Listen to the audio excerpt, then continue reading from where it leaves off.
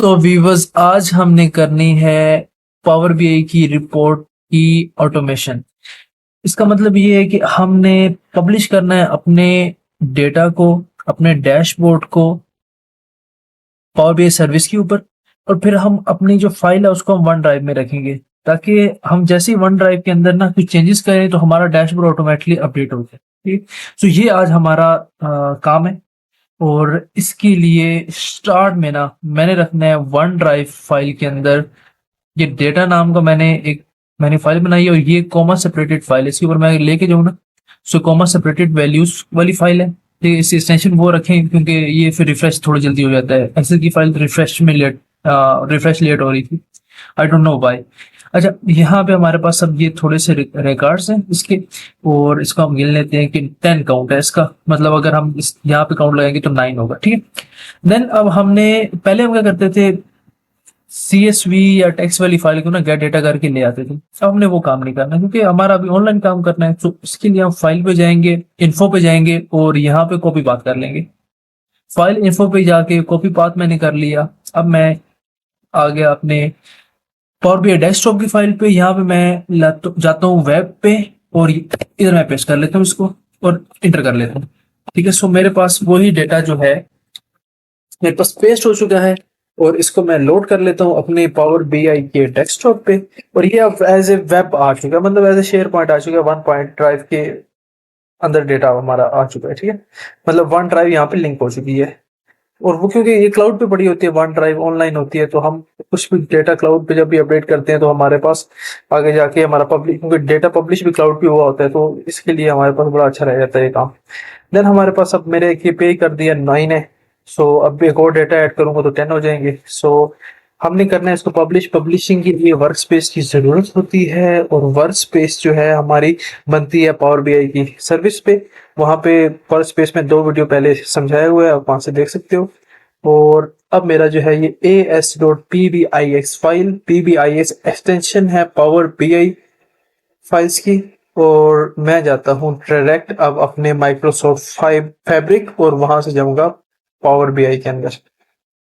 सो मेरे पास अब ये मेरी वर्क स्पेस जो टेस्टिंग नेम की वर्क स्पेस है, उसके अंदर मेरे पास मेरा रिपोर्ट व्यू और डेटा सेट आ जाएगा। ठीक, सो यहाँ मैं इस पे जाता हूँ। अच्छा, ये जो 3 बनी हुई है लाइंस, इसका मतलब जो बार चार्ट है, इसका मतलब है कि रिपोर्ट है। और अगर इस तरह का साइन आता है कहीं साथ में तो वो है डेटा सेट। और अब हम रिपोर्ट से ना सबसे पहले तो घबराना नहीं है, और फिर हम यहाँ से इसका डैशबोर्ड बना लेते हैं। डीबी के नाम से मैंने एक डैशबोर्ड बना लिया। सो अब मेरे पास ये डैशबोर्ड भी जो है मेरा बन चुका। अच्छा, एक और लास्ट टाइम मैंने बात की थी कि हम यहाँ पे लीनेज व्यू होता है, लीनेज व्यू। ठीक है, तो उसका मतलब ये होता है कि आपकी पूरी पाइपलाइन जो है ना, कहाँ से डेटा आपका उठ रहा है, कहाँ से आ रहा है। मतलब text CSV file data dot CSV से आ रहा है, फिर ये जा रहा है। अच्छा, गेटवे कनेक्टेड है इसका। ठीक है, फिर ये एएस डेटा सेट से डेटा उठ के फिर रिपोर्ट बना रहा है, फिर रिपोर्ट जाके डैशबोर्ड बन देती है। ये इसका पूरा का पूरा पाइपलाइन है। ठीक है, ये लीनेज व्यू है। देन मेरे पास अब टेस्टिंग का जो वर्क स्पेस है उसमें मैं जरा जाता हूँ इसके लिस्ट व्यू के अंदर। लिस्ट व्यू के अंदर अब मेरे पास तीनों चीजें कंप्लीट है, डेटा सेट, रिपोर्ट और डैशबोर्ड। अभी मैं इसके जरा डेटा सेट के अंदर अगर जाऊँ तो मेरे पास 9 इसका काउंट ऑफ स्लीप साइकिल आ रहा है। तो मैं अब इसको ना डेटा को थोड़ा सा अपडेट कर लेता हूँ। ठीक है, सो अब मेरे पास ये क्या है, 10 आना चाहिए। तो ये मेरे पास डेटा जो है वो अपडेट हो चुका है। और अब मैं जाता हूँ अपने वर्क स्पेस में जाने के बाद ना मैंने जाना है इसकी सेटिंग्स में। सेटिंग्स के अंदर आपको सबसे पहले तो गेटवे का मसला आएगा, तो आपने गेटवे इंस्टॉल कर लेना है, डाउनलोड कर लेना है, फिर डाउनलोड करके इंस्टॉल कर लेना है। इजी है बहुत ज़्यादा, इतना इशू इसके इंस्टॉलेशन डाउनलोड के बाद डायरेक्ट में जाना है डेटा क्रेडेंशियल्स पे, इधर एडिट क्रेडेंशियल्स पे जाना है, और यहाँ पे इसको साइन इन कर लेना है।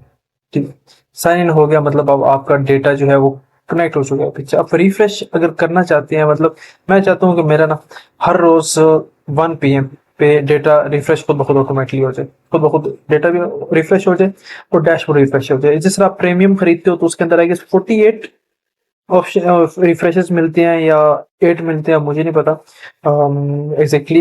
बट वो भी आपको रिफ्रेश मीन्स हर आधे घंटे बाद आप रिफ्रेश कर सकते हो अपने डेटाबेस को। अच्छा, फिर based on your needs and then अब हमारे पास डेटा सेट आ चुका है। डेटा सेट का ना हमने पीछे से सिक्योरिटी लिंकेजेस वगैरह कर ली हैं। देन मैं अब इसके अंदर एक और रो भी ऐड कर दी है।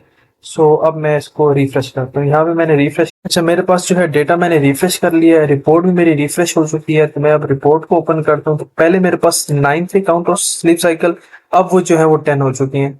देन मैं अब टेस्टिंग वाले जाता हूँ और यहाँ पे डैशबोर्ड में चेक करता हूँ, डैशबोर्ड में 10 हो चुकी है। तो हमारा जैसे हमने डेटा सेट को रिफ्रेश किया तो हमारा डैशबोर्ड भी रिफ्रेश हो गया। सो हमने क्या किया, अब ऑटोमेशन कर ली है। अब हम जब भी अपनी एक्सेल की वो जो फाइल है या सीएसवी फाइल है उसमें डेटा अपडेट करेंगे, हमारा यहाँ पे रिपोर्ट और डैशबोर्ड अपडेट होता रहेगा। ठीक, देन हम जाते हैं जरा लिनिज व्यू के अंदर, और लिनिज व्यू के अंदर ना, सो ये हमने अब लिनिज व्यू देख लिया और हमने अपने जो डैशबोर्ड है उसको ऑटोमेट कर लिया है। जैसे जैसे हम डेटा भरते जाएंगे अपने एक्सेल फाइल में, वैसे वैसे ये अपडेट होता रहेगा।